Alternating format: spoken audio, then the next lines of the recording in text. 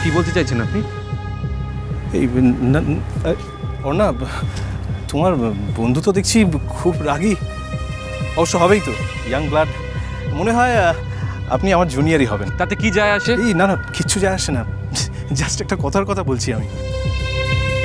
আচ্ছা, আপনার কেন মনে হচ্ছে বলুন তো যে আমার সব কথার পেছনে একটা উদ্দেশ্য আছে? আমাদের দেরি হয়ে যাচ্ছে।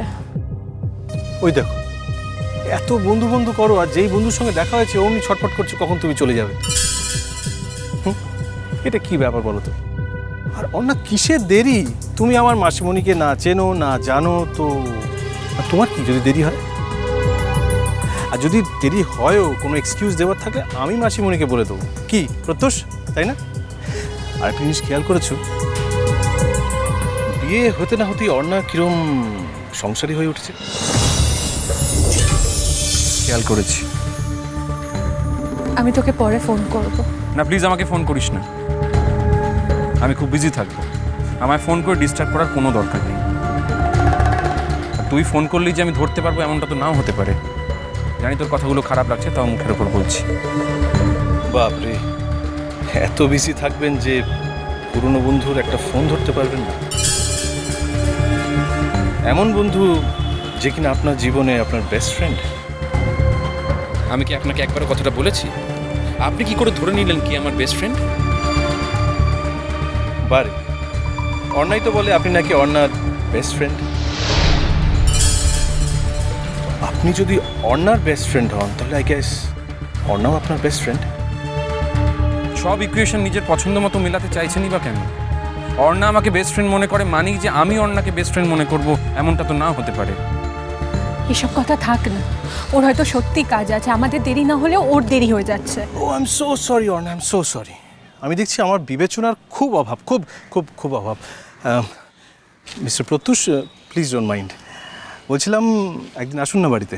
কেন বলুন তো? কি আশ্চর্য, কেন আবার? মানুষ মানুষের বাড়িতে কেন আসে?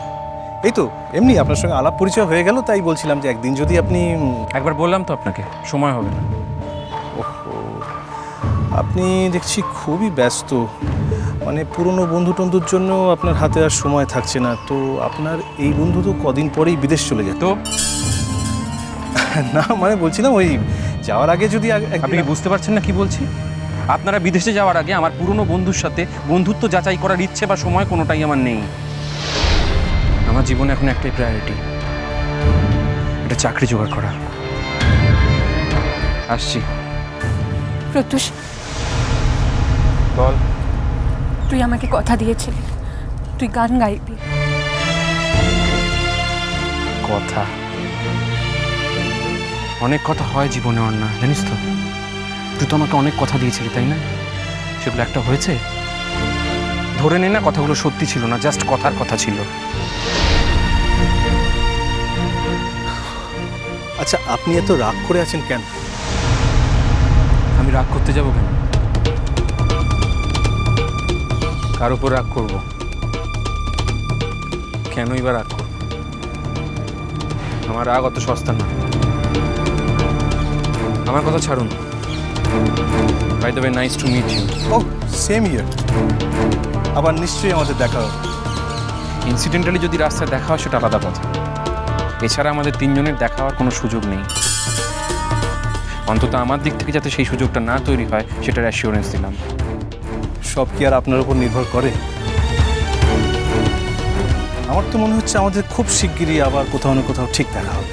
আর জানেন তো, মাঝে মাঝে আমার মনে হওয়াগুলো অদ্ভুতভাবে মিলেও যায়। আসছি। হ্যালো, বলছিলাম আপনার বন্ধুকে একবার বলে যাবেন না? না মানে সারাটা দিন আপসেট থাকবে এই কারণে, আর আমাকেই তো সামলাতে হবে, তো অন্তত একবার বলে যান। এতটা যখন সামনে দিতে পেরেছেন, বাকিটাও আপনি পারবেন, সেই বিশ্বাস আমার আপনার উপর আছে। চললাম।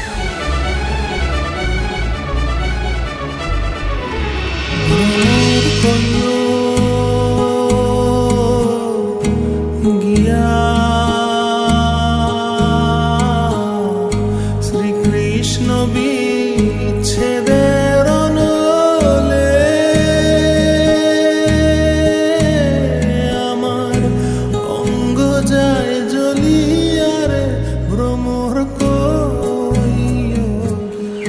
তোমার বন্ধু তোমার উপর এত রাগ কেন?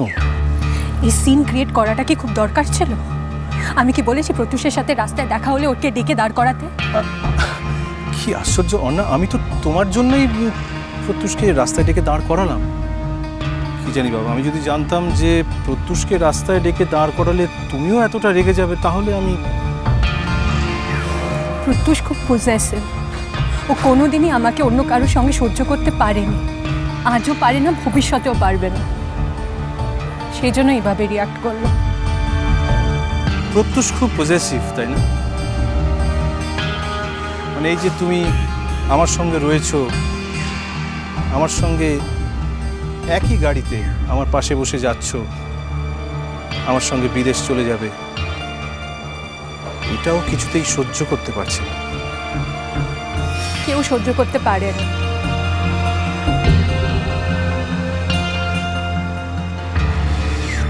সব সত্যিটা জানার পরেও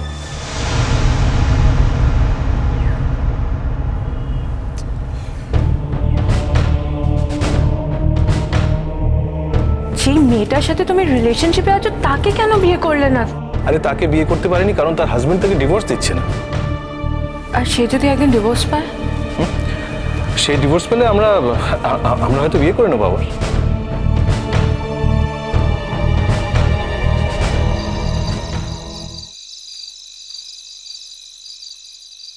অলরাইট, কখন থেকে জ্বর এলো? ও তো এসে থেকেই জ্বর। আর আমার মা গেছেন হরিদ্বারে বন্ধুদের সাথে বেড়াতে। তো আর আমার যে হেল্পিং হ্যান্ড সে কালকে এসেছিল, তো তার কাছে ওকে রেখে আমি অফিস যেতে পেরেছিলাম। কিন্তু প্রথমত আজকেও আসেনি, আর দ্বিতীয়ত দোকানের যে পরিমাণে জ্বর বাড়ছে তাতে ওকে একা বাড়ি রেখে আমার পক্ষে অফিস যাওয়া পসিবল হয়নি। আমি কি তুমি অফিস যাওনি বলে কথা বলতে এসেছি জুন? না, আফটার অল তুমি আমার বস, আমি তোমাকে রিপোর্ট করি।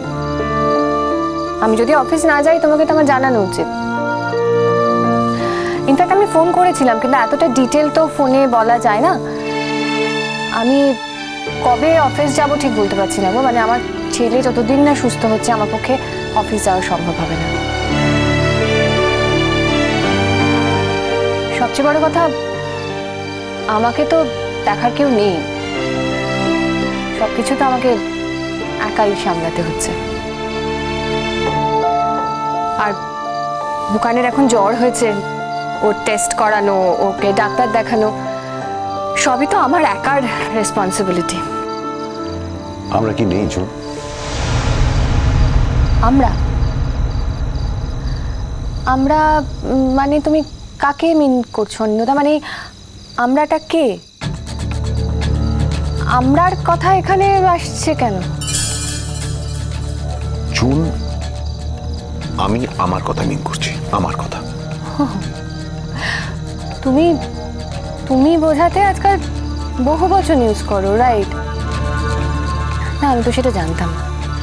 জুন, এটা জাস্ট একটা কথার কথা। রাগ করো না প্লিজ। আমি বুঝতে পারছি বুকানের শরীর খারাপ হয়েছে বলে তুমি টেনশন করছো। ভালো আন্টি কোথায় গো? ভালো আন্টিকে ডাকো না। বুকান, জ্বরের মধ্যে মায়ের কাছে মার খেতে যাও তুমি? দিন নেই রাত নেই আমি তোমার সেবা যত্ন করছি, আর অনিন্দ আঙ্কেলকে দেখে তোমার ন্যাকামো করে ভালো আন্টি মনে পড়ছে? বকছো কেন? আরে ছোট্ট মানুষ, ও কি এত কিছু বোঝে? কি বোঝার কথা বলছো অনিন্দা?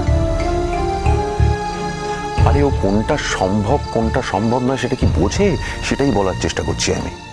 নাকি তোমার বউয়ের নামও করলো আর আমি রিয়াক্ট করলাম বলে তোমার খারাপ লাগছে? শুন, কি হয়েছে তোমার? তুমি আজকাল আমার সঙ্গে ভালোভাবে কথা বলছো না।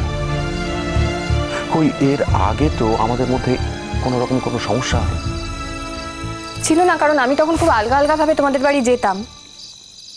কিন্তু জাম্বুর বিয়ে উপলক্ষে আমি এবারে অনেক দিন গিয়ে থাকলাম না, তোমাকে অনেক কাছ থেকে দেখলাম, নানান ভাবে নানান মুহূর্তে দেখলাম।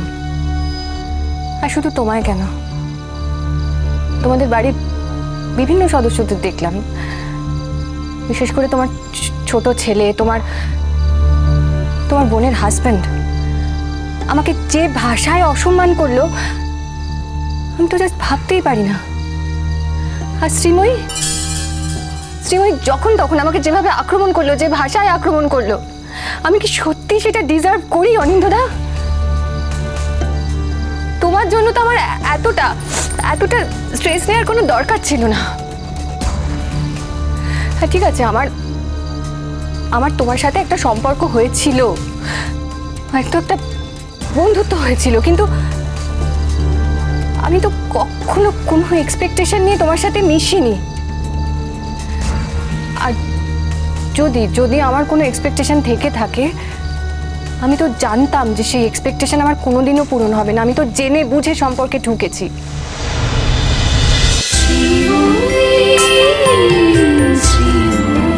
cholo, cholo, cholo, cholo, cholo, paltai.